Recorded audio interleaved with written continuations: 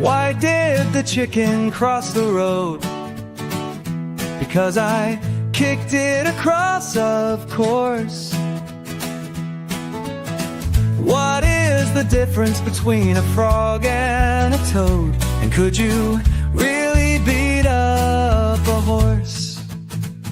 He doesn't know the answer, but he is coming here soon. The one and only Culture Cats, flying from the moon. You're here for Culture Cats. He will be here soon for you.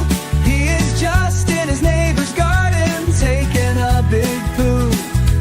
If you lie about science and say the earth is flat, he will be here for you, the super cultured cat.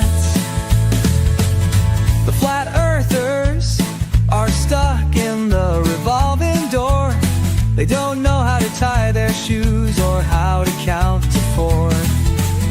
They get so confused when they close their eyes. They wonder why it has gone so dark and hope they have not died. You're here for Culture Cats.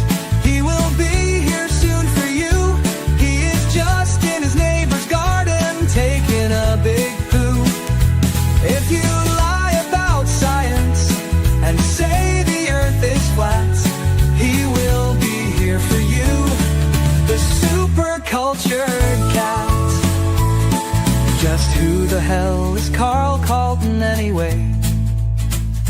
And just how tall is Gigantor? And why did Nathan Oakley run away? You're here for Culture Cats. He will be here soon for you. He is just in his neighbor's garden, taking a big poo. If you lie about science and say the earth is flat, he will be here for you, the super cultured cat.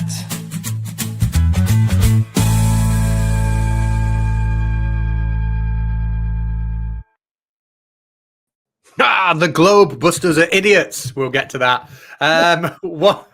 One man who's not an idiot is Timo, my friend Timo. He's over on this side. We're going to have some fun tonight. How are you doing, Timo? Fantastic. I put the intelligence on my face now. It's like Clark Kent. I was going to say, who's this guy? Who's this guy who suddenly appeared on the screen? Didn't have glasses on before. What's going on? Oh, I will just thank Judy Bassett. She's come up in green there. Member for 9 months. Thank you so much for that. Thank you so much. Right, Timo, we'll get into this in a second.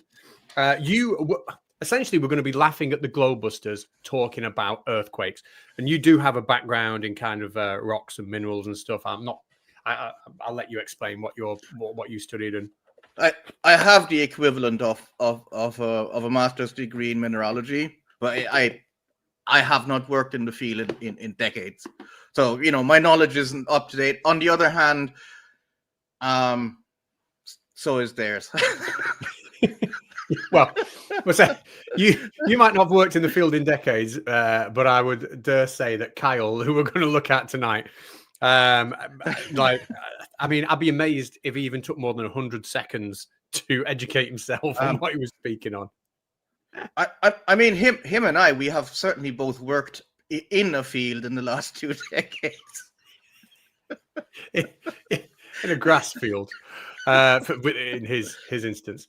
Oh, you can see him here. You can see him on screen. It's like one of those Harry Potter things. Do you know what you're looking at here? He's doing something. Hmm? Oh, let's mess up. This is Kyle's thing, right? He's obviously looking at it now. Let's troll him and stuff. I'll explain what this is in a minute. But basically, this is his flat Earth science book, and he left a link to what he calls a microboard. But if I do this, it shows that he's made anyone who clicks on it an editor, which means I can mess it up for him. Right? Nice. Let's just. Okay. He's written Penumbra, which, according to another stream of his, he sometimes screams at his kids when they walk to school. Let's see what he's done with Penumbra. Yeah, I do like this microboard thing. Now, I do know that he can save he can go back to previously saved versions of this. So if I accidentally, for example, deleted that, he's in there now. I shouldn't laugh at that. I shouldn't laugh. Sorry, Kyle. I am sorry. I do know from experience when I've messed around and deleted it before that he can restore it. Anyway. Oh no, God. His life's work, it's gone. He'll not be happy. He'll not be happy. I don't know how many accounts he's blocked of mine now. I don't know why he makes people editors of his microboard. It's his work. He wants to show it off. Why would he make people an editor? I don't get it. Laziness, stupidity. I don't know. One of those. Both. Joe Black, he does know how to restore it because somebody accidentally deleted everything this morning and it came back. So it took a while. But anyway. Katz, you're talking about a man who had to ask his audience how to refresh a page. Do not make assumptions, please. God, I think if next to him I'm the tech expert, I think that says everything. Yeah, I think it's all gone. Is there anything else? No, I've wiped it.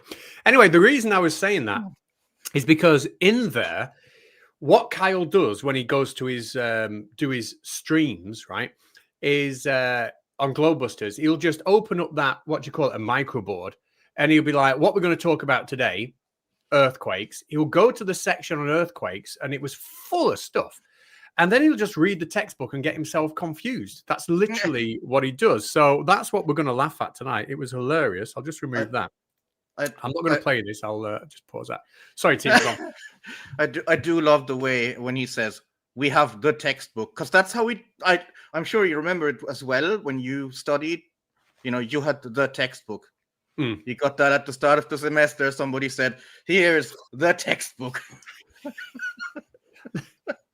I should have showed some of his. Like, his is awful. Like, I mean, there's no information in it. Every page is like, what is a hypothesis? And then he just goes on to say, well, scientists will say it's this, but what if they're wrong? What?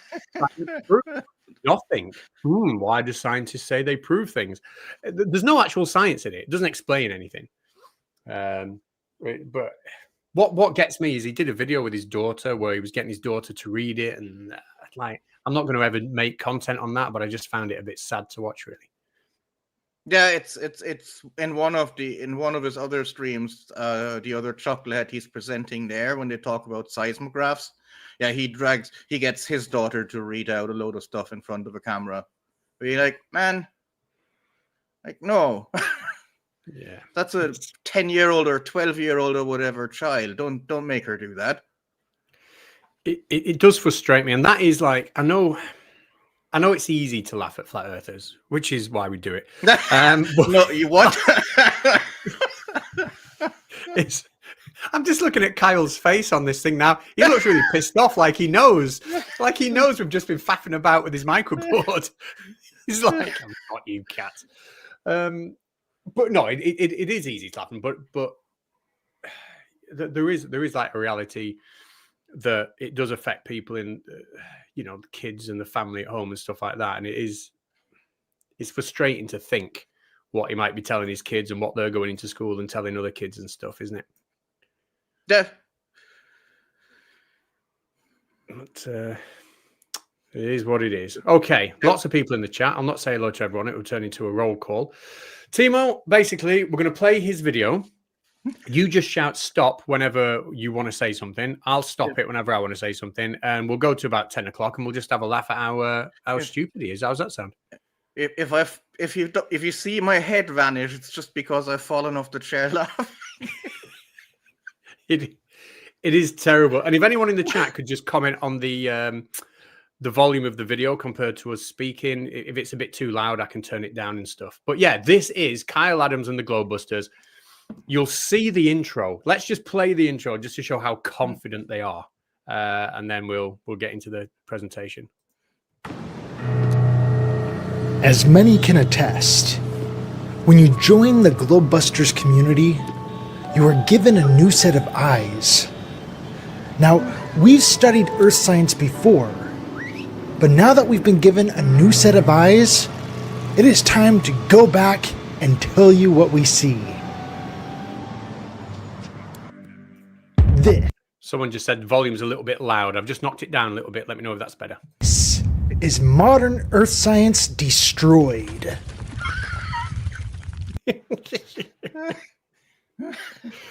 I'll just half the volume. Just let us know. I've put the volume of the video down to half. So if it needs to go back up again, chat, just let me know.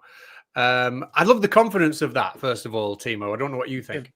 If only I had destroyed Earth science when I was studying it, I could have had a cool mullet like that one. It's a pretty good film, actually. Have you seen it?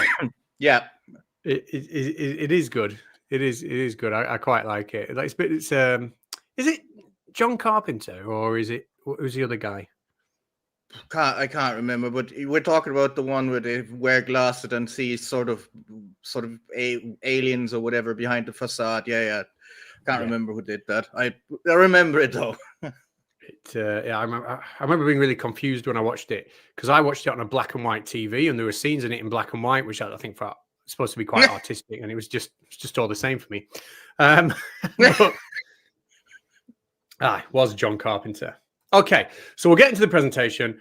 Basically, Kyle has just looked at his microboard. He's going to now tell us how earthquakes work on a flat Earth and destroy our understanding of earthquakes on a globe.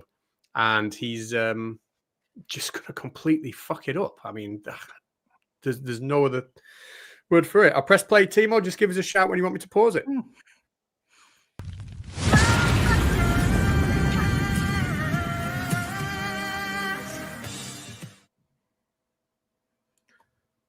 Hello and welcome everyone to Globebusters. It's really good to be here today.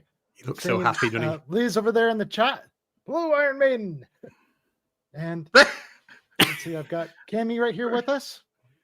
And how did I turn? Why is Cammy sideways? Oh, how she do? Must have been an earthquake. Sure she is before.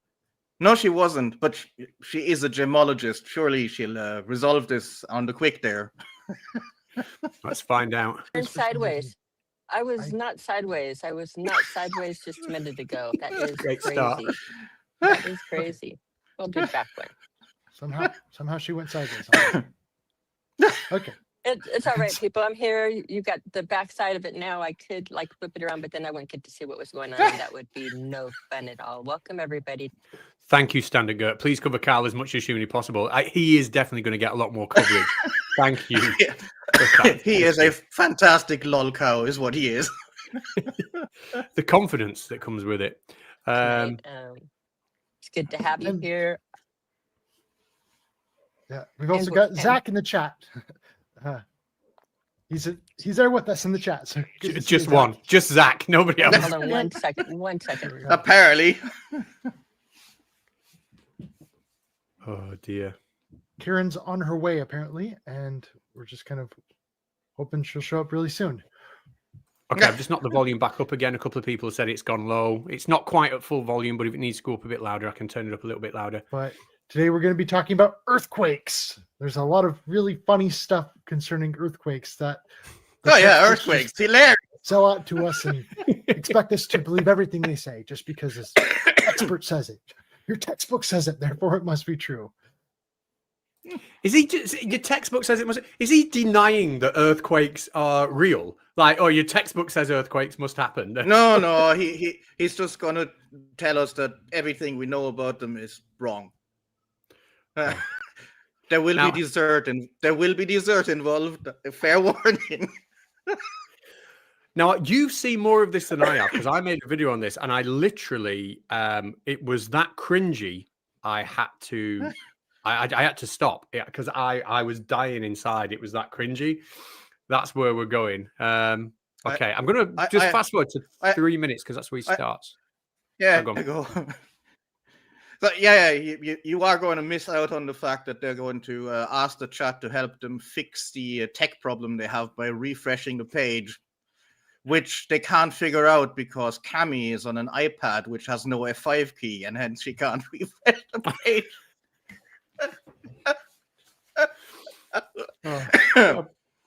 I mean, coming from somebody who never makes tech errors, not this. Just from the off, it's the most bizarre conversation. Hi, me. Okay, let's have a listen. Yep. So we're going right here to the board where we've got everything we've talked about. On this board, I've got all of our previous things that we've talked about. Not anymore, because I just deleted it 10 minutes ago. We've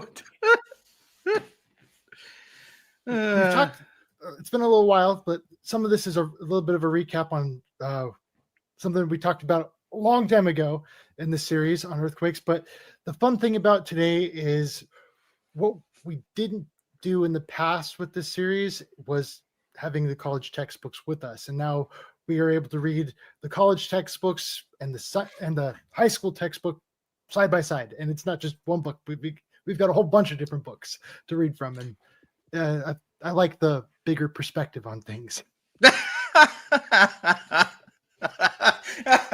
Well, what he does from this point, this is where my video started. We can clearly see when he starts reading this now. Oh, access revoked. Hang on. I'm just going to remove that. His microboard he was showing you. I've now just had my access denied. I had it uppermost. He's blocked this one. I'll have to go in tomorrow on a different account and delete it again. It just allows everybody to be an editor. I don't get it. Last week, what's going on there? where So what have I done there? Have I just gone back to Karen's in the chat. She's listening. Textbooks with. Yeah. Okay. no, you go ahead and present. I can. I mean, I could always go off of the headphones here and listen to on the show there, but I'm watching. I'm looking at the presentations, and I'm seeing when you stop talking, and I'm catching you a little bit. But I wouldn't. When you're talking and discussing, I wouldn't throw anything at me, taking it for granted that I am hearing it, because it will make it a little bit of a. And that's an important point. She's saying to him, like, don't throw any questions at me when you're talking. Don't take it for granted. I'm picking up on what you're talking about. And that becomes really obvious dead quick, doesn't it? He kind of introduced, well, not he kind of, he introduces her and mentions this a lot of times during the stream, that she's a gemologist, as if this means something. Because gemologists learn how to identify and basically evaluate and appraise gemstones and how they're cut and how they could be cut. They're not mineralogists. They're not scientists. It's like quoting a carpenter when you want to talk about the ecology of rainforests, because trees grow in rainforests and they're made out of wood. Right. I'm going to admit, I thought he was saying gymologist, as in like, she goes to the gym a lot. That's what I was thinking. That's really weird. Okay, that makes more sense. If this, by the way, is a college textbook, I honestly don't know, because this looks like something geared towards teenagers that are a bit curious or something. Like, yeah. Sorry, what is? Well, to me, it looks key stage 3 over here. I wouldn't imagine anyone older than 14 would be having this in a UK school. But anyway, let's see him. Who's I gone? No, I would have guessed, 12, 13, 14 maybe. Certainly not college level, no. Certainly not college level in an actual earth science, no. Well, let's run it for a couple of minutes now so we can see just how badly he butchers it. I want to listen to, well, you'll see how bad this is. A fun, maybe psychic show. That, or you can throw questions out and I can kind of guess at what you might be talking about. Okay. All right. So here in earthquakes, this could be a really short show today. We'll see. There's not a whole ton of points on this chapter, but there's a whole lot of pages that go with it, which is the funny thing. But anyways, I think we all know what an earthquake is. Earthquakes are defined as movements of the ground that are caused by sudden release of energy when rocks along a fault line move. Okay. That's serviceable explanation. So yeah, this brings up a big thing when it comes to flat earthers. In general, a lot of us like to say the earth is firm and immovable, but we acknowledge earthquakes, so we're not quite talking like utterly immovable, right? So earthquakes still happen, landslides still happen. We acknowledge those, but we're talking about like the entire earth itself. It's not a spinning ball in outer space. And he's fucking nailing this already, isn't he? Yeah, it's like, I mean, he did read out an entire sentence of the textbook. Yeah, well, that's it. He's read a sentence and then he's gone. It's important to acknowledge that the Earth is flat. I don't know what he's doing, but my favorite is yet to come. I think a lot of this whole Earth being a movable thing that comes from the Bible, but even the Bible acknowledges the presence of earthquakes, right? So that's, what else would they be talking about when it comes to immovable Earth, right? What is he talking about? So just wanted to get that out. Do you have any thoughts on that, Cammy? No, she doesn't. Because nobody knows what you've just said. Oh, oh my God. Here we Still go. there, Cammy? She's gone. Okay, so why earthquakes happen? The rocks along both sides of a fault are commonly pressed together tightly. Although the rocks may be under stress, friction prevents them from moving past each other. In this immobile state, a fault is said to be locked.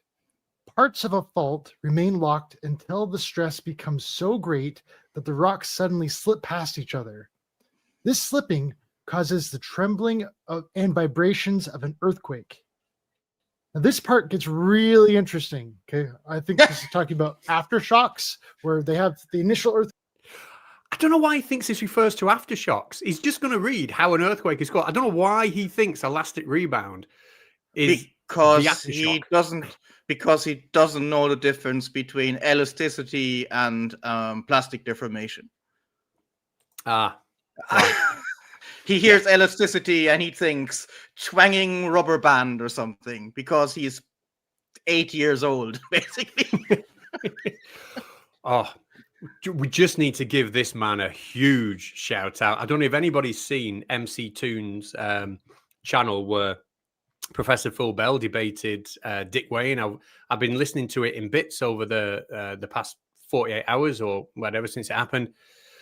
It is the best flat earth debate I have ever heard, in terms of somebody really articulately leading a flat earther by the hand through everything they need to know and explain it really well, and then the flat earther at the end still none the wiser because the Bible says so or something. But it was brilliant destruction. That Phil, you were fantastic. You can lead a donkey to the water and all that, huh? Yeah, I mean, it was embarrassing. It was embarrassing. Not as embarrassing as this is about to get. And then you wait a little bit, and then there's like a second earthquake right after it. And so here they're referring to this as elastic rebound. No, that's not what they're referring to. Are a result of elastic rebound. Elastic rebound is a sudden return of elasticity. A sudden return of elastically deformed rock to its underdeformed shape. To its undeformed shape. He's like just reading it he's just struck up a stream and he's just reading this for the first time. He's trying to, the channel's got 70,000 subscribers and he's pinged up to destroy Earth science. And he's reading it for the first time and he hasn't got a clue what's in front of him. But he's got a Bible somewhere in his house, so that's got to count for something. Well, he makes a lot of biblical references, doesn't he? And this, what I love is where he goes with this elastic. We're not far off the mountain comment. It's right. Let's go. Just tell me when you want to stop it. This process is shown right here. So when it comes to elastic rebound, I'm thinking about granite. Like, what does that even mean? Okay, Timo, you're gonna have to help me out here. Why would, when someone talks about elastic rebound, why would you go, "Oh, that's granite"? Like, I don't. Where's it coming from? I have watched through this in bits and pieces because I was in bits and pieces watching through it. And he basically can't fit the concept of granite being elastic in his head, because again, when he hears elastic, he thinks rubber band, and that's the end of his understanding. So he's thinking granite isn't like an elastic band. Okay. You don't really think about. No, so go. Go on. No, I wasn't going to say anything. Granite, sorry. Like a granite countertop is having a lot of elasticity to it. But it does have some elasticity to it. If it didn't have any of that, then the moment you knock on it, you wouldn't feel any vibrations in the whole thing whatsoever. And probably just one knock might crack the whole thing. Right? That's kind of. Who does he think he's? Fucking Superman. Well, he's actually half right there. Yes, the shit vibrates because it's somewhat elastic. Well done, Kyle. And then he immediately ruins it by thinking that if it wasn't elastic, it would crack. It's like, that's not... One step forward, 2 steps back. Stealth Gun 5, thank you so much. Did you know there are multiple types of earthquakes? Kyle does not. Earthquakes happen because launching so hard at flat earthers. Thank you so much, Stealth Gun. And I'm not surprised Kyle doesn't know there's more than one type of earthquake. We're getting to one of the dumbest things I've ever heard in a minute. The opposite of elasticity. So the elastic thing where it's able to maintain its shape without immediately being deformed. That's it. This is kind of the vibration thing. Rigidity would be your opposite of it. So exactly, yeah. And look, I heard you a few minutes. No. Did he say elasticity was retaining your shape without deformation? Is that what he said elasticity was? Yes, and then she kind of goes, rigidity would be the opposite of that, which is also utter nonsense. Wow.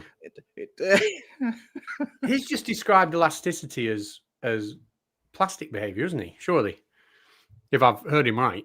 No, actually, no, because he says then it wouldn't be able to deform at all. Plastic deformation deforms; it just doesn't snap back into. But it's like he doesn't understand really, really basic physics principles. I think I did this in 7th grade, so when I was like 12 or 13 or something, we went over, this is a perfectly elastic body, which of course doesn't exist.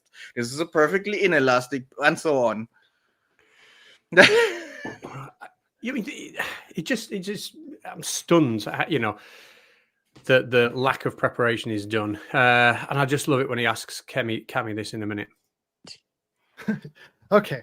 Woohoo. Is it just you, or do we got people in the chat who's having a hard time? No, I think it's just me. It was making me really crazy last week, but everybody in the chat was hearing you fine, and I've been like trying to do little things. The problem is I people got you are right hearing now. you.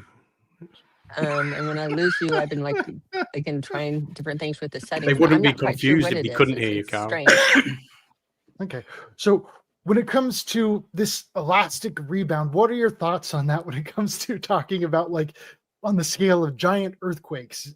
We've got these 3 little illustrations here of this elastic rebound. Do you have any thoughts on that? Do you think there's enough elasticity in a mountain, for example, to cause a big effect? That's the best question ever. Is there enough elasticity in a mountain to cause a big effect?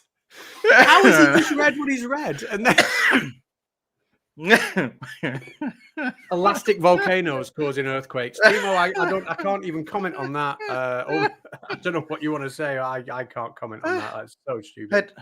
I'd like to point out that elastic rebound theory has been known since 1906. We understand it, we work with it, we can observe it by seeing exactly what you see in these pictures after an earthquake: lateral displacement and not lateral movement, where all of a sudden the street kind of looks like it's in that third picture there. You can find pictures of this all over the internet. In Japan, you can see it quite often. But he's like, nope, that's probably not true, because the elasticity in a mountain can't possibly make that big of a difference or whatever. I have no idea what he's even asking. And when we hear Cammy's response, she's obviously as confused as we are, but she tries to bluff her way through it. I'm sat here thinking, what does that question mean? Is there enough elasticity in a mountain to have a big effect when we're talking about earthquakes? Even now, I have no idea what that's supposed to mean. Like, I can't steal Manny's argument. I'm gonna go with 5 for the answers. Well, let's see how Cammy answers that. Is there enough elasticity in a mountain to have a big effect? I think it's complicated because you have sound along with it, and I've seen sound have a crazy effect on solids, where it seems to, again, you'll see even like car doors seem to bend and things like that. So I do think that things that are solid, you'll get a little bit of things that seem rigid, again, under certain circumstances can become like, again, when you think of quicksand or things like that, or hitting a hard surface, Yes, versus pushing it slowly. So I'm not sure if I caught enough of it to know where you were going with this, but do you think it's elastic, Kyle? quicksand, that most famous of solids that gets influenced by sound or something. So the answer to the question, is there enough elasticity in a mountain to have a big effect, is it's complicated because there's sound, and sometimes when you slam a car door, it might bend a little bit, and then you get quicksand, and it's difficult. And I'm not sure what I heard you say, but do you think it's elastic, Kyle? It's fantastic. So wait, the sound that comes out of, I don't know, from the energy of the heavens causes the earthquakes, or how we getting there?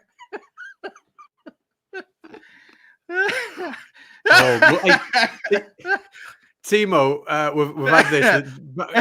Do you know which flat earther said that? This was about the tides, the Earth bouncing. I know that's Eric Dubé.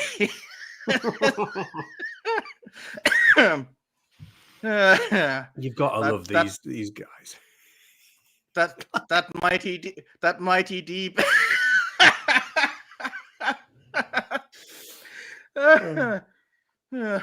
That mighty deep sure is kinky with her bosom all the time. She is. She is.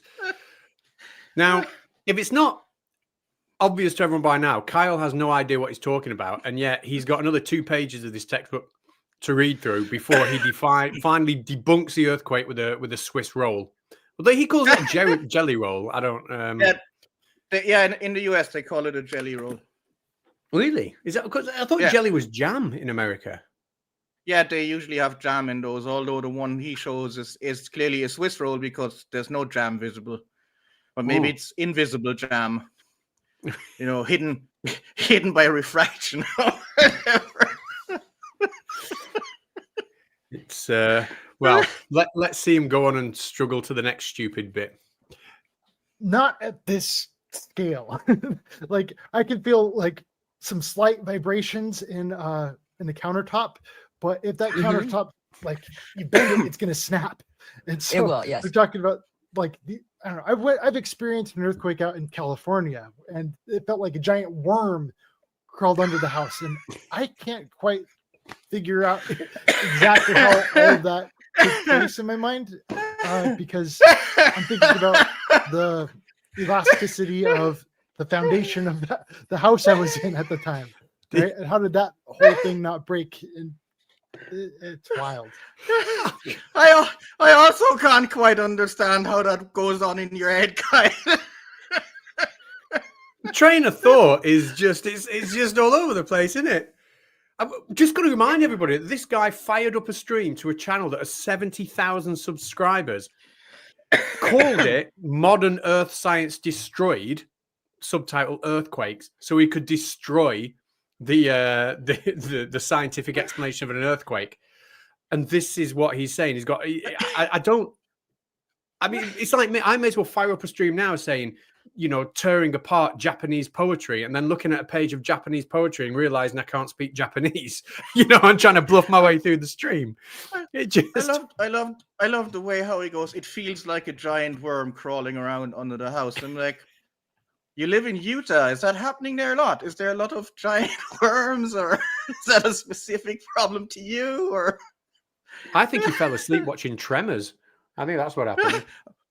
He gets to Tremors later on as well. Oh, does he? Oh, here we go. Have you had any earthquake experiences? No, I really haven't. I've only been in like very, very tiny ones where the closest I've had to feeling it is where you think you're in an earthquake because like the water in the hot tub is moving a little bit and you look it up and it's like, oh my goodness, yes, there was a 1.7 earthquake and just enough to jiggle water, but I've never felt an earthquake per se. Yeah, just as an aside, you wouldn't feel a 1.7 earthquake. You are probably aware of this, and most of the audience probably as well. The Richter scale that's used to measure earthquake is logarithmic. So between 1 and 10, the difference in amplitude is 10 to the 10th power. So anything under 2, you generally don't even feel. Between 2 and 3, if you have very keen senses, you might feel a bit of something. Like there was a 1.7 and I saw it in my bathtub. No, you didn't. You probably just farted or something. Still had a tack on. That's what it was. It was like because they're so obsessed with water finding its level. When it was sloshing around like that, they were like, "Oh, I wonder what's causing it to do that." You hear it sounds like gravel just kind of rumbling outside or something like that. Just a whole ton of this loud rumbling, and I really swear that the movie Tremors was based off of just someone experiencing earthquakes. Have you ever seen that movie? Karen's backstage. Okay, perfect. Let's pull her in. Do you remember the movie Tremors? Because it actually starts with a seismologist measuring these weird things in the desert.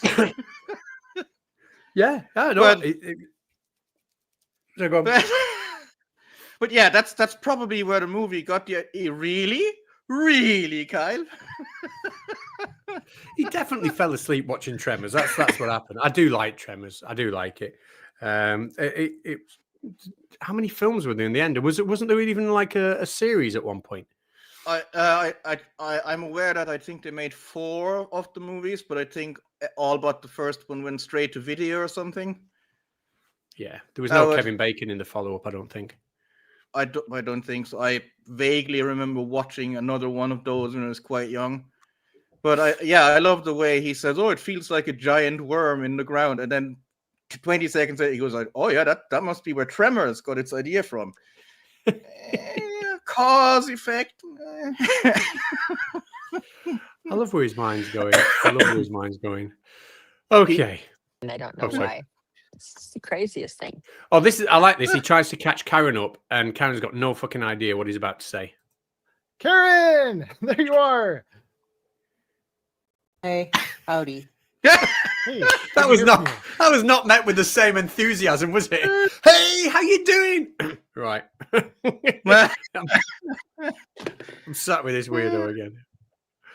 Oh, so I just totally forgot to introduce everyone. That's Now okay. you're here, we can do our introductions. So, Karen, I noticed you on your channel, you did a big response to the final debate thing. I thought that was great. Oh yeah. Thank you. I just think it's hilarious. No on details. how, Just yes. they made the big deal about the final debate, and if that truly was, the final experiment. Okay, if it truly was the final experiment, there would be no debate. And so they acknowledge that. Yeah, they acknowledge that it wasn't it, and so now he's gonna do this, and obviously there's gonna be a lot of debates to come after this. So just kind of the audacity of it all.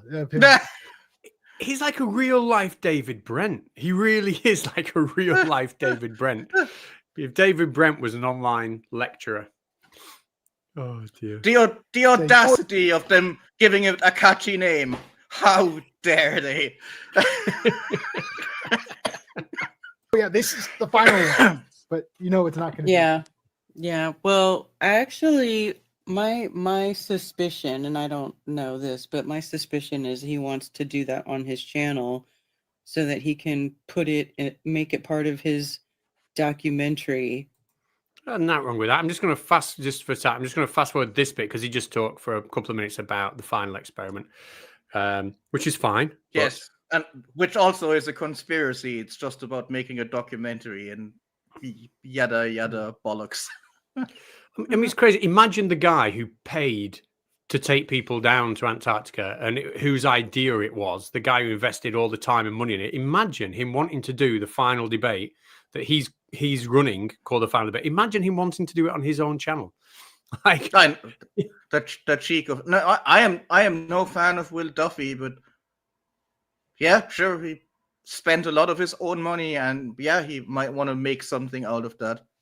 All right, and the idea that he'd just want to, do his final debate on Kyle's channel. Bloody hell. Anyway, Cammy's dropped off in that 2 minutes. She's had enough of Kyle's bullshit. I think she needed to go and ask her son how to refresh a page on an iPad or something, so that she could. I fucking know. Exactly, all these pictures trying to get the story out of it, because when I think of elasticity, I think about an object has one shape, it gets bent, and then all of a sudden it bounces back into its original position, right? Mm-hmm. Yes, excellent. But I'm Kyle. looking at these three pictures, and that's doesn't appear to be what I'm seeing. You know, I would have put this picture right here, and then kind of, why does it look out of order to me? What the fuck is he on about? Why Why has he not read this before the show? He seems to think that because the picture on the right shows that there's lateral movement, that there was no bending going on in between. But if he looked at the second of the two pictures, he doesn't even need to read anything. He sees that the road is a little bit bent there, you know, and then it's not in the last one. It's just like, by the way, a rubber band. If you overextend it, it will snap, and both bits will snap back into the previous form, but it's still going to be broken and elastic. Amazing, right? It blows my mind, the confusion he's got. Bear in mind, we're what are we now? 15 minutes in, and he's read the first paragraph and then got really fucking confused by these three child drawings. 15 minutes. Well, the difference isn't very much, but it's showing like the piece closest to you with like as if it's like built up a little bit, right? And then it's almost like the pressure makes him slip, right? It's like it built up, and then you know, the friction, I guess, is what they're saying. I think she understands it better than he does. Not perfectly. Props to Karen for looking at this and half understanding this without even reading anything, as opposed to, well, okay.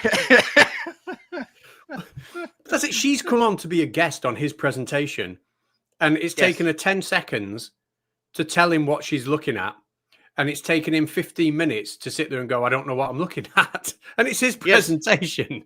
But now look at Kyle's facial expression upon hearing this. He's not happy again. Oh, dear. Yeah. I've felt many earthquakes because I grew up in the Bay Area. Oh yeah, you're from California. That's right. And I was there for that big earthquake in 1989. I felt that one, and numerous others. Plus, living in San Diego, sounds so they have a lot of little earthquakes. So when it comes to elastic rebound, it's kind of hard for me, because when I think of like a granite countertop experiencing like a large amount of bending, it does hold. It's gonna crack the countertop. It's not really.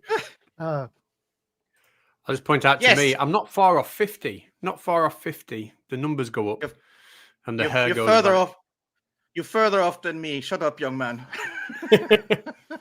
It doesn't have a ton of elasticity to it. Like, it has enough that when you knock on it, you can feel vibrations throughout the entire countertop, but I wouldn't say it's got enough for this kind of bending.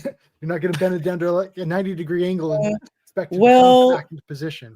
if you look into like stone and rocks and stuff like that, you'll hear people talk about how sometimes when the rock is still deep in the ground, it's actually more pliable than it is when it comes out and it dries out. Yes, the wet rock. Drying out. That's what happens when the earth that is closer to the mantle is comes to the surface. It's drying out. It's not the heat and the pressure that change. No. It's drying out. What must you think happens to the bricks on a house when it fucking rains? Like, you think, like, don't lean on the house when it's wet. You know? I don't know. We'd need to test it on Kyle's granite countertop. So far we've learned that Kyle doesn't know what he's read. Karen kind of understands what's going on, but it's because the rocks are wet, so that makes them bendy. Yeah. So, and if you have enough, and if you have enough sound, things get crazy and have quicksand, which has to do with the elasticity of a mountain. I love it. I love it. You know, does that make sense? Sometimes the rock being deep underground is actually, you know, it is a little bit more bendy than it would be on the surface. It's bendy. It's a weird thing to think about. Bendy and bouncy granite. Yeah, it is. This is a good conversation to have with gemologists, right? Yes, the gemologists famous for their knowledge of bendy rocks. Well, he moves on from this point, away from the diagrams he doesn't understand, and then goes on to make an even bigger cock up on the next diagram. I don't even remember this one, but let's get to it. He's now going to demonstrate how he doesn't understand what triangulation is. Yes. I'd like for our gemologist to come back. Yeah.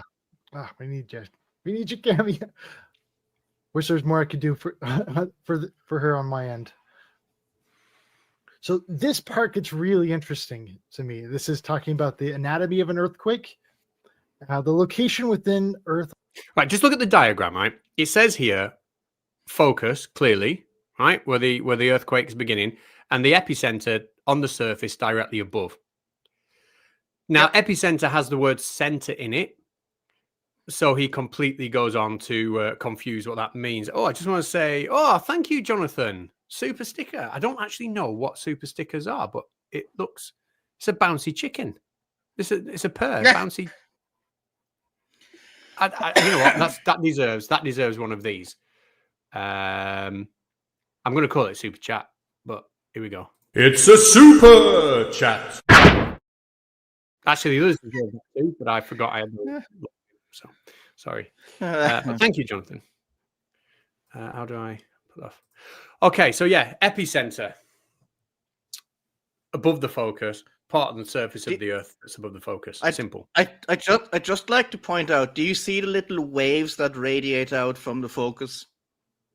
I do.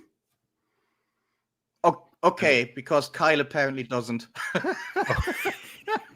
Let's get to his next fuck up. Along the fault at which the first motion of an earthquake occurs is called the focus. The point on Earth's surface directly above the focus is called the epicenter. So here we've got this huge fault line, and they're generalizing the focus of this fault line as being kind of the center of that fault line, and then going way up to the top. That's the no. I love that sentence. They're generalizing the focus as the center of the fault line. He's just said they're the generalizing. Focus of the earthquake. Go on. They're generalizing the focus as the center. You generalize something as the center. What? Yeah, but he followed that with of the fault line. I mean, like the focus. He's suggesting that the focus of the earthquake has to be bang in the middle of the entire fault line. It's not the focus of the earthquake where the earthquake originates. It has to be in the middle of the fault line. He has some serious confusion with this. Oh yeah. Epicenter, which is on the surface, which isn't really the start of it. And it's a really weird concept for me because I think about where did it go? Oh, Kemi's backstage. Okay. She can hear. Okay, let me pull her back in stage. Yay, Yeah, Kemi! Is about to do his, but I'm just going to answer this one. The Does any jelly roll cometh. Yes, the jelly roll is on its way. Does any ever give an answer about what volcanoes are or how they work? I've actually, and thank you, Stealth Gun. I'll just give you one of these, and then I'll ask Timo that. Well, you can put it in there if you think it'll fit, but it'll certainly come out a different colour. Anyway, thank you for the super chat. Thank you for the super. Have you ever heard a flat earther explain what a volcano is? Do you not remember your mate Johnny Roca? The guy who basically decided it was just I can't remember, hot water or whatever. Fuck. I think he left YouTube or that community a while ago because he then also got into like when you know the COVID started, he got into theories about that, let's just say, and got banned and then unbanned and what have you. I don't know if he's still around. And but he didn't have an explanation. He just, despite being from Hawaii, thought it had something to do with water, if I remember correctly. They are brilliant. They are awesome. Okay, right. Let's hear him completely fuck up what he's about to say now. I was actually listening good and hearing backstage the whole time about how you could use a gemologist and the whole difference. It's like, I'm here, and I can actually hear, and my camera's fine, and everything seems fine. We'll see how it goes for a minute. Okay, perfect. Yeah, talking about this elasticity, it makes sense that something would be a lot more pliable when it's moist compared to being totally dried out. I just think about clay and about how dried out clay, it cracks a lot more than really moist clay. So yeah, it's exactly what an earthquake is. When it comes to granite, that doesn't quite make sense to me. But it's clay that's dried out. That's what it is. You were talking about this. Karen was joining the sound of the earthquakes and they making and how it made such a big sound. And I said that I'd never been in an earthquake, which I haven't. But I had a girlfriend from California that had been in several. And I had in my office for a while as a clever thing. We had those. Do you remember at the bank when you would go to the bank teller and they would send this stuff in one of those little pneumatic tubes to your car? And you'd get So y'all know what that is. Thank you, Arnold, well, we had, for being a member for 15 extra months. Trade money or whatever going in a company that did those. So we ran because we had so many things going back and forth of high value to my office. I had a pneumatic tube stuff running to my office. I don't know what she's Except talking about what here. I wanted to get is right to the before fault line it would bit. come in, if you were sending it, it would make a rattling and a shaking. And I was in here working with this girl one day and it started doing that rattling and shaking and she crawled under my desk. She literally crawled under my desk and did this because she'd been in an earthquake the week before. And she was like, no, I just thought that was going to be, it was the tube going over my head. But she thought. If I could give her some advice there, if your pneumatic tube to send around messages in an office is so loud that people get an earthquake, get it fixed.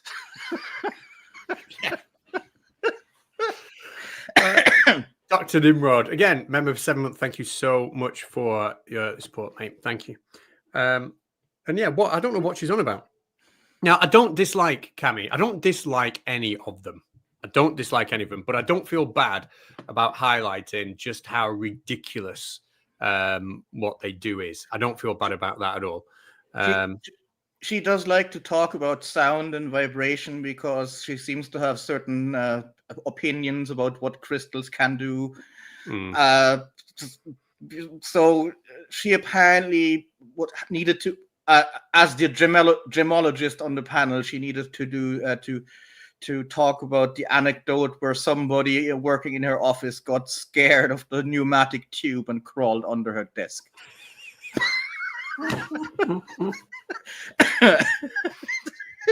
It's fantastic, isn't it? Yeah, it's fantastic. Like the anecdotes for you could dine out on those stories for weeks.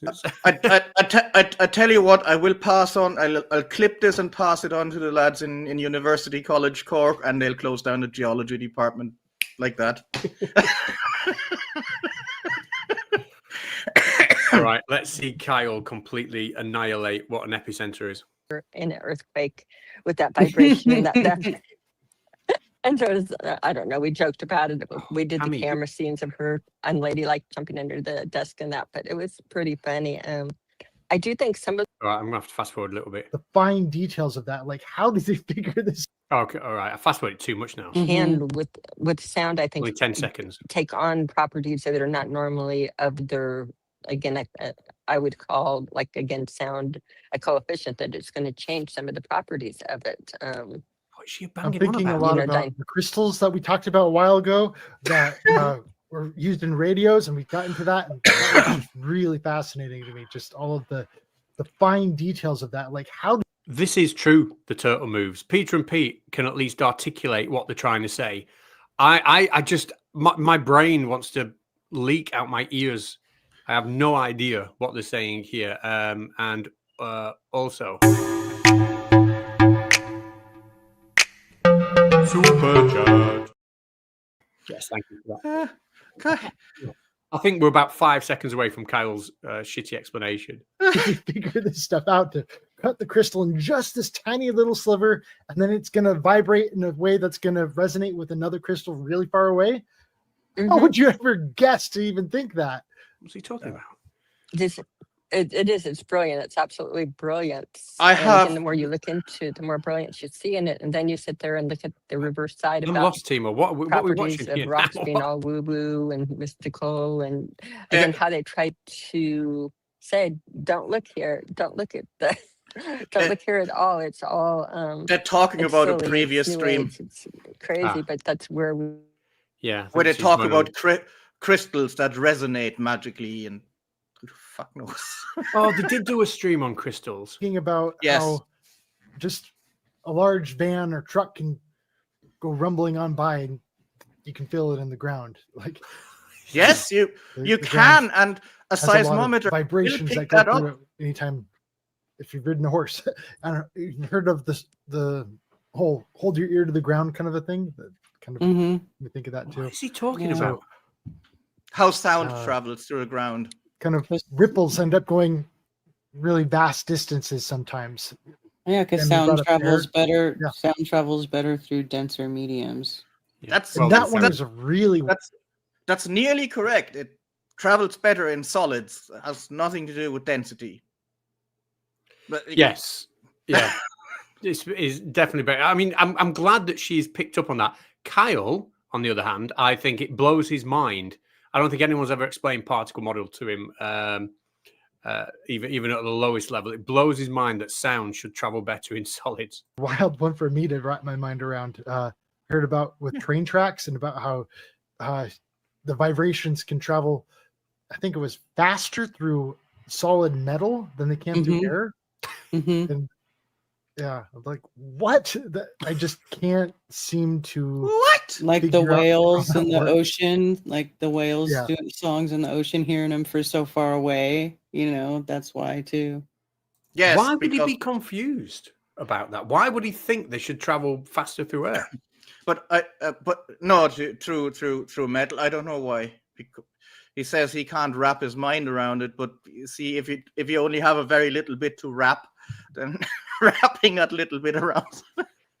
I love the way he talks about metals and train tracks, and she goes on and solids, and she goes on to oceans in Wales, whales in oceans, which are famously, made out of solid metal. Those liquid train tracks. Oh dear. Yeah. Yeah. When it comes to the disturbance of a medium, because I'm thinking about like the density of like iron and about how you've got more that's going to absorb that energy, and you've got a lot more material that's got to be moved. But for some reason, moving this solid material is easier than moving the atmosphere. Yes.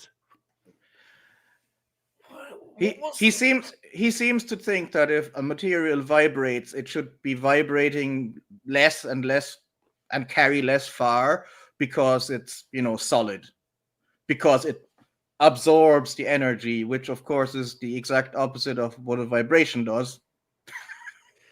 But particles that are close together, that are bound together, are obviously going to pass energy between them far better than particles of whatever gas it's going to be in the atmosphere that are far apart. It's the easiest thing in the world to visualize. Just wait until this man sees his first Newton cradle. Mind blown. You see how that would just break my brain? It would break your brain, yes, Carl. Yeah. Okay, so there's a lot to vibrations to kind of take into consideration, and we're getting to this point on epicenters and how the focus is just kind of the center point along this fault line. No, it's not. Why is he saying the focus is the center point of the entire fault line? It's just the starting point of the earthquake. Why?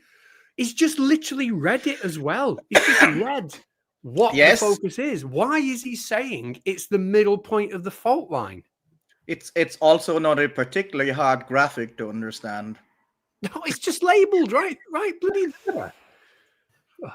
And exactly how they determine the length of a fault line, I don't know how they come about in determining this is the exact center of it, without knowing like the edges. Where does the fault line begin and where does it end? Well, you see, somehow... I can answer how this works, sort of, because see, although I studied mineralogy, I only had the very basics of tectonics and seismology. So here's how we do this, right? I did this back then. We just guessed, and then went, yeah, that's good enough. That's how we set this. Like we just made it up and went away and said, they're going to believe. It's either that, or you just read measures looked at seismographs at 3 different locations and looked at those. It's one of those two. Either we guessed or we triangulated. But triangulation would have left us less time for a pub. Yeah, it was an easy choice. But if he's correct in what he's saying, we all know he isn't, but I'm just going to entertain him. If the earthquake only ever happened bang on the middle of the fault line, then we would know where the middle of the fault line is, because earthquakes would only happen there, and they would be happening in the same places all over, the same individual locations. That would be it. We wouldn't have any kind of variance. You just wouldn't build a town above, the center of a fault line, and everybody would be happy. Like if he's ever looked at a map of where earthquakes occur, surely it must be obvious to him they occur all along the fault line. Earthquakes and volcanoes. Like to be fair, if people looked at maps with fault lines that we have these days and realized where most of the earthquakes were happening, we wouldn't have, I don't know, Japan. Well, that is true. That is true.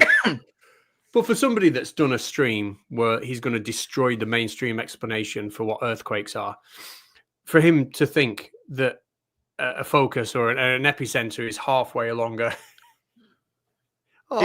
fault line, it just blows my mind. He genuinely doesn't even attempt to understand how seismology gets to determine how this is found. He just says, I can't figure out how it's done. They must be making it up.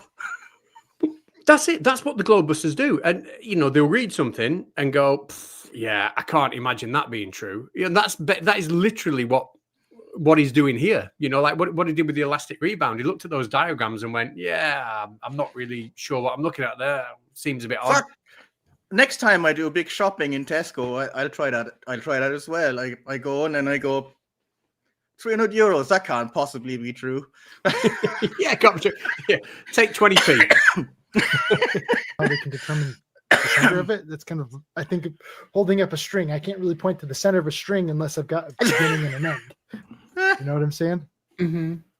God, yeah. Kyle. So we've got that going on, and I think about. I love the energy coming off of Karen. She must be sat there wondering what has she done wrong to end up having to listen to this idiot. Like, she must be.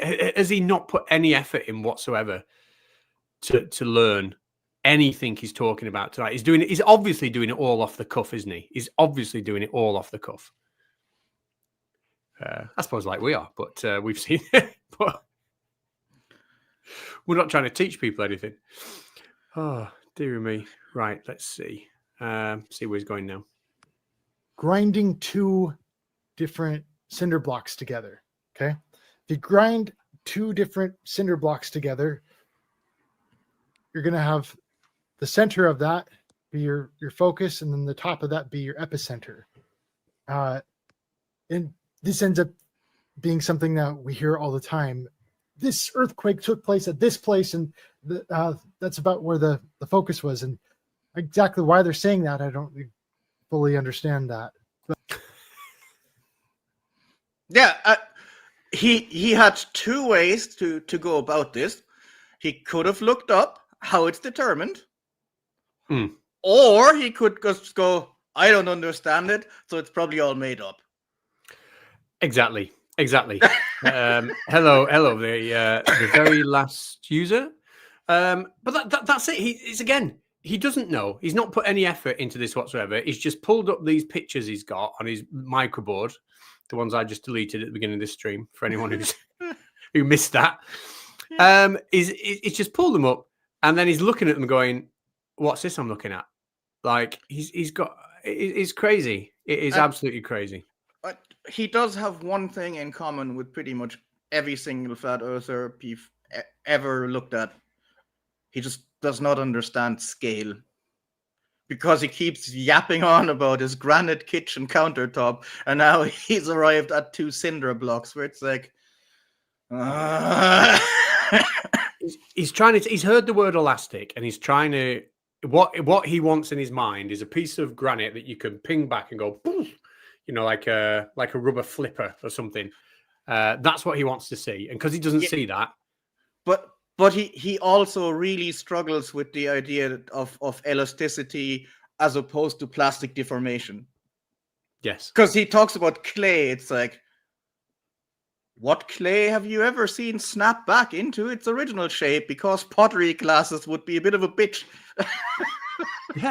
Yeah, and exactly. They're talking about, when rock is more moist, it might be more elastic. Well, no, the clay is literally an example of plastic deformation, isn't it? Yeah, but clay is a special case, anyways, because clay essentially consists of, on a molecular level, of little kind of plates of silicates, and the water goes in between them. Whereas normally, if rock is moist, it's absorbed into the pores of the rocks, which is a different way of. But anyways, it's besides the point. But that's what makes it malleable, because it can slide over each other. Is that the idea we play? Yes, that's why it's extremely malleable as long as it's moist. And once the water evaporates, it hardens, because your silicate forms more solid bonds. And once you basically harden it by firing it, it becomes, no pun intended, rock solid. Okay, there we go. I like it. But when it comes to all of this, I think about this earthquake. See all of the friction between the rough surfaces between these 2 cinder blocks. It's going to be like everywhere. I don't see why it would be a pinpoint focus kind of a thing like that. You know what I mean? Especially if there's nothing as smooth as these cinder blocks are. The give has got to start somewhere. Yep. I mean, I was looking earlier on, trying to get some numbers for how much deformation can take place, and obviously it varies widely on types of rock and stuff. But it looks as if the maximum give you're ever going to get, maximum, is about 1% of the length. So I don't even know why I'm saying that, but obviously that like rebound has to happen at some point somewhere. Surely he must recognize that. there's a thing that you use in wet tech, in seismology and structural engineering and stuff called Young's modulus, if you've ever heard of it. We used to teach it at A-level physics, yeah. Exactly. That's the relationship between stress and strain. Stress being the force applied, and strain is actually unitless because it's the amount of movement over the length of it. So it's a distance over a distance in SI units. And there's one for every different kind of rock and material, really. And it varies widely because obviously it also depends on the type of rock, because the Earth crust isn't homogeneous. It's not granite from a certain depth onwards, and that's just it. It's not Minecraft. Yeah. Well, I mean, according to Kyle, very well could be. I want to get to the bit where he brings up his jelly roll. By the way, I can see in that jelly roll there's a little bit of jam there on the board it's being cut on. So indeed, it's not just cream. I was wrong. I'm very sorry. It contains jelly. That's where he's got it from. Oops, what have I done there? Okay. That's interesting. You call it a focus. I've looked at earthquakes a lot through my life. I mean, I've never noticed it being called a focus, but you are right that they always add the depth. They say what depth it's at. So that would be your focus, would be your depth. And you're saying, how would you know? The focus would be the depth. What? I mean, it's just literally red. I mean, you can see it on the screen. The location, I mean, it's small, but within Earth, along a fault line at which the first motion of an earthquake occurs is called the focus. He's just read it, and you can see it on screen, and you're telling us the focus is the depth. You would determine the epicenter of an earthquake by triangulating on the surface. And then when you basically draw a line from the epicenter to the geometrical center of the Earth, you would pass through the focus somewhere on the way, which you can also determine by triangulation. Obviously, you can't measure these things in that depth. You triangulate that because we can, like, hey, lad, somebody get the drill out. We think there might be an earthquake. Isn't going to work. No. It just blows my mind. Like, they've decided to plan a stream on earthquakes. And first of all, he's no idea what elastic rebound means. He's no idea what focus is. He's no idea what the epicenter is. He thinks it's the center of a fault line. The basic terminology that a 14-year-old child will pick up from a textbook. I do love the fact that Cammy went, I looked into earthquakes a lot, but I've never heard of a focus. And it's like, sure. I've looked into Star Wars a lot, and then yesterday somebody started mentioning this Darth Vader guy. Don't know what he was on about. Yeah. Or again, when they're picking up a lot of this stuff by buoy motion and that, how do they know the depths of these things? How do they not? Focus isn't the depth. A lot of this is guesswork. A lot of this is guesswork. It's not guesswork, Kyle. You fucking prick. They don't. The focus isn't the depth. There's only you sat here saying that the focus is the depth. So you saying it's guesswork, figuring out how deep it is, means nothing. There's only you. Sorry, go on. Well, what we used to do, right? We used to get like one of those and just rolled it and then went, whoo, it's 8 deep. 8 arbitrary units. Is he from the, I wish he was in the new ones. Right. Oh, hang on. Here we go. Yeah, I like this theory. It's very possible. Combined brain power. Hello, Clairview. How are you? Hey, that rhymed. Okay, let's have a look. There's a lot of just estimating. We think it was about here, and I think there's a part on here about determining where it took place. Here's the college textbook on measuring an earthquake size. Fuck up this time. I don't think I've seen him say this. They're going to get your focus. The point of energy release for an earthquake, that is the location where the movement along the fault line began, is earthquake focus, which is typically at some depth beneath the surface. Right. There we go. So he's just read what his confusion was. What is he now gonna go and correct himself, or is he gonna make it worse? The earthquake epicenter is the location of the Trick Earth's question. surface directly above the focus. And so they're saying this is that little tiny point is the place that the earthquake began. Why is he so the focus? confused? And so I'm going back to the if you were to grind two cinder blocks next to each other, right?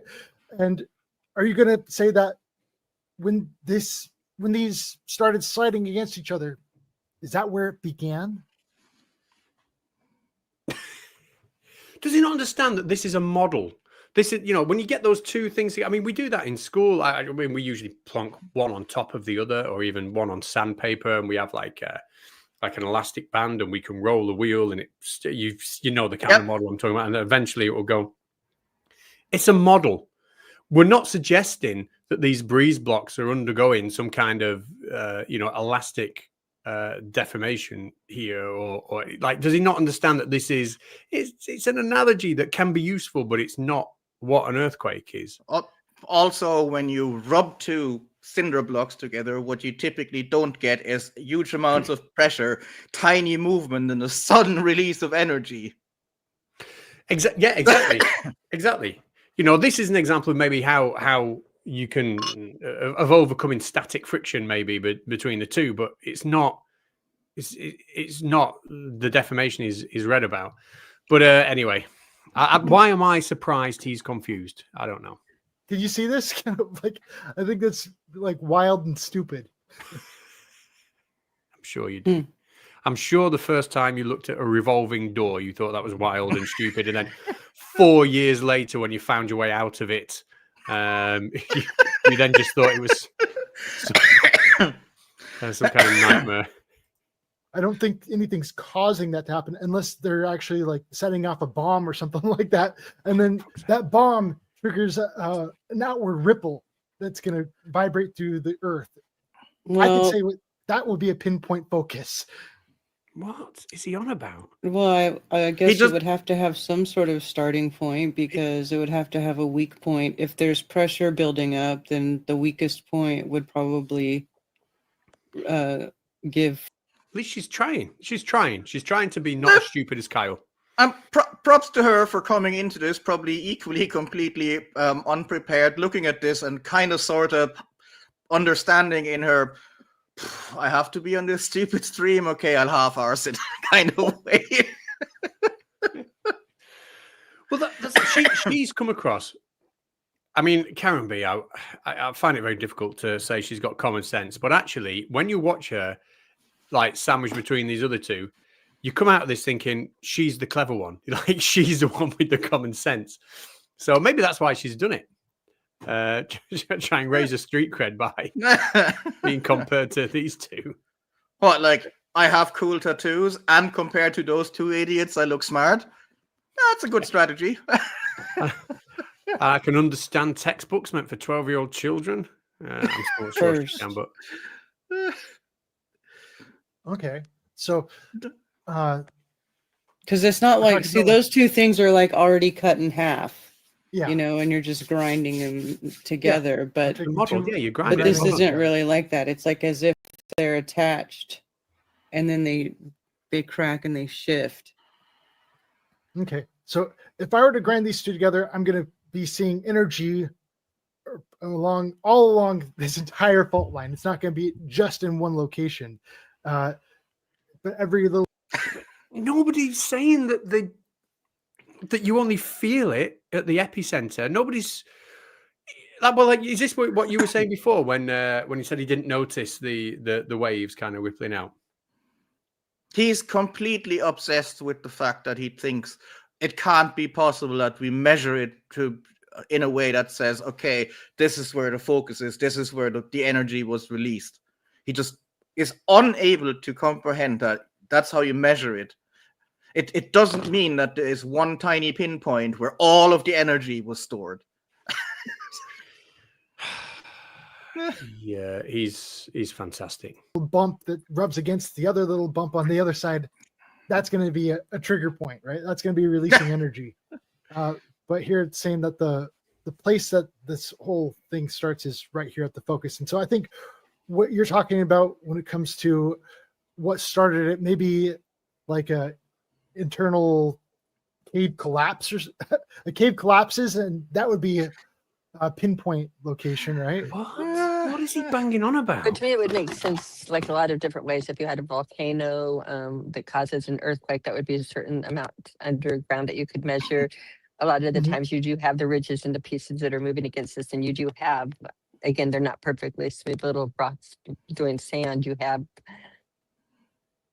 big places of outcroppings and things, again, where they're tied together just a little bit and they're hanging on by, like, again, your proverbial thread, and something like breaks loose, jars a little bit and shimmies it. So I would think that you could.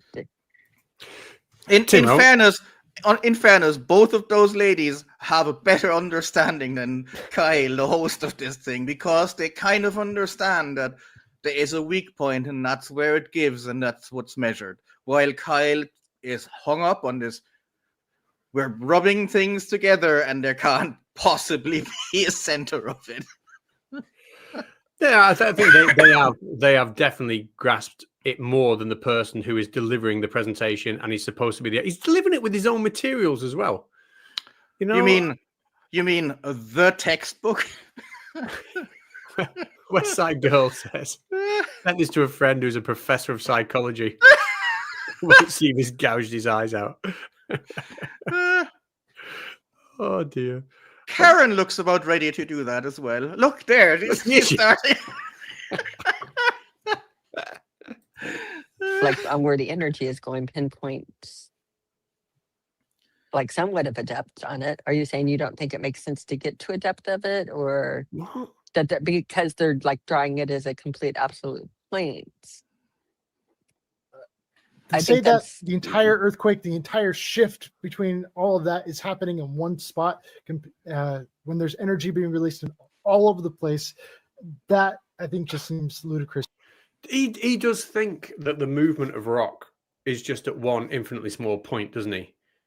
And then it's felt everywhere. Is that he seems to think that because we determine a focus, we determine an epicenter and a focus, that that can't be possible because surely the energy can't be released just in that one point, which is just it's triangulated, and of course it's sort of first of all the measurements are not precise enough to pinpoint it to like 1 square centimeter or something like that, because it's stupid. And it's not meant to be that. It's meant to be, okay, in this relatively narrow area, most of the energy was released. Yeah. But if you think in absolutes, like he probably does, then yeah, you go like, yeah, that can't be true. Yeah, no, that's well put. I kind of look at this jelly roll, and here you have just kind of focus on the center of the jelly roll, and just think about activity happening all along that center, and yet they're saying that it's just in one point. It's right there.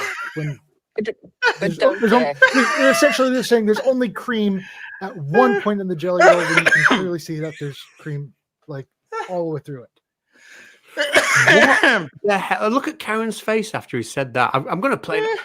I'm going to try, because I have no idea what he's trying to say. I'm going to wind that back 30 seconds, see if I can figure out what. Because I remember when I was making the video, I didn't know what to say about this because I had no idea what the fuck he thinks he's trying to say. Like, Tim, can you steel man his argument? What actually is he trying to say when he talks about this jelly roll? I haven't got the foggiest because I've watched this 6 times. And it never stops being funny. So, if you've just joined, this is Kyle telling us how earthquakes happen and why they can't really happen the way we say, because he thinks the epicenter is the middle of a fault line on the surface of the Earth. It's always got to be the center of the fault line, and it's above the focus, which is where all of the earthquake happens in this infinitesimally small point, and that's literally what he thinks, and he's now going to prove his train of thought by telling us about this cake, and I just can't follow it. It's that stupid. You have just kind of focus on the center of the jelly roll, and just think about activity happening all along that center, and yet they're saying that it's just in one point. It's right there. When they're essentially they're saying there's only cream at one point in the jelly roll when you can clearly see that there's cream, like all the way. What does that mean?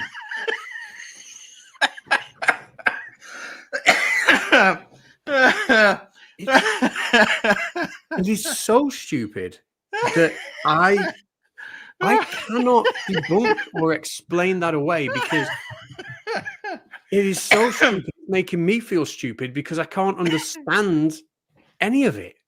I can't understand what on earth he's trying to say with that. I love the way he still has the cinder blocks next to it. In what way is that cake anything like the cinder block model that he's talking to about? I've got no idea. Yeah, RJ, this is it. We don't know. I have no idea what point he's trying to make. But this is his debunk. This is his debunk of earthquakes. Well, there probably isn't a point he's trying to make, because how would we know that there is a point when there's just so much stupid going on all over the place? Well, that's true. And something about cream. I'll do another second. We're getting towards 10 o'clock, which will be a bit of a hard stop. But, and I know there's so much this stream left. Maybe we'll have to do a part 2 at some time. But let's just see how his mates react to what he's just said there. Through it. Just blank him. You follow that? Okay, I can follow that. Like somewhat, but again, they do have like different types of earthquakes that have different, like again, different. That's why some do big tsunamis, some don't, and the different things on the way they slide. They say against, going with, going against.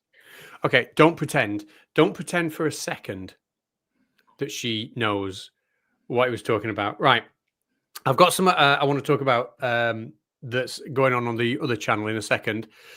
I'm going to have to call a hard stop. I did promise I would. I've got the I'm right next door to my daughter's room, and it's a GCSE year this year, so I can't keep her up too late. But my stomach can't handle much more of this. I'm gonna I haven't, to be honest, it was about this point where I stopped, because about 2 minutes after this, he says something, and the other two just ignore him, and he says, like, I've got a feeling I'm just talking to myself here. And he doesn't get a response. It does not get any better. It gets more dumb. Maybe I'm going to have to watch the rest of it, and then we could do like a follow-up stream. But watch the one about seismometers as well, and learn why seismometers can't possibly be true, because Foucault's pendulum exists. I saw that. Yeah, why doesn't the seismometer pick up the rotation of the Earth? Oh, I love it. I do love it. Right. Where's the comment? I did see Doom drop a comment. Doom is in the chat on this. Could you solve a murder mystery? This is the 810 Cats channel that me and Doom run together. And if I can just screen share. Can I screen share? If you're not aware of it, this is the channel 810 Cats, or at 810 Cats. And we stream every week, and we laugh at flat Earth things, and we'll put out flat Earth videos and other videos. We do all sorts of topics, all sorts. Nothing's off the table. And Doom is creating, like, it's difficult to explain, but it's like one of those film noir type murder mystery series of videos where you can follow along and you can try and find out who the killer is. And he's very talented. He's not like me. He knows what he's doing tech-wise. He knows exactly what he's doing. I'm going to pin his comment in the chat because it's got the link in it.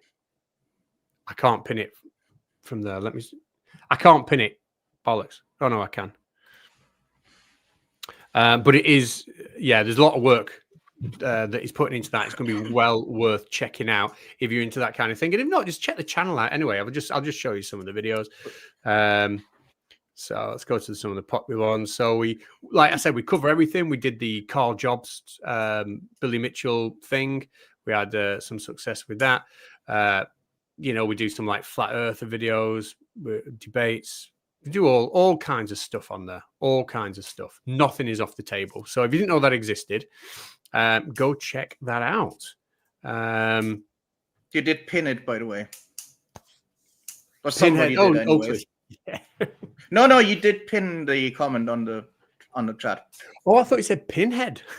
I thought you said I did Pinhead. Oh man.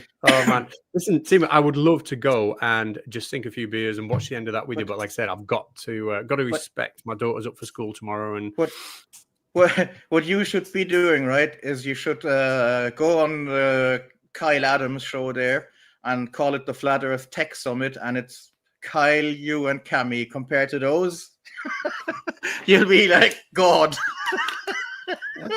You'll be Steve Jobs off the Flat Earth. It's got to be done. These Globusters are fast becoming my favorite people on the internet. And the fact that, you know, I mean, I'll just throw it out there if you weren't here at the beginning.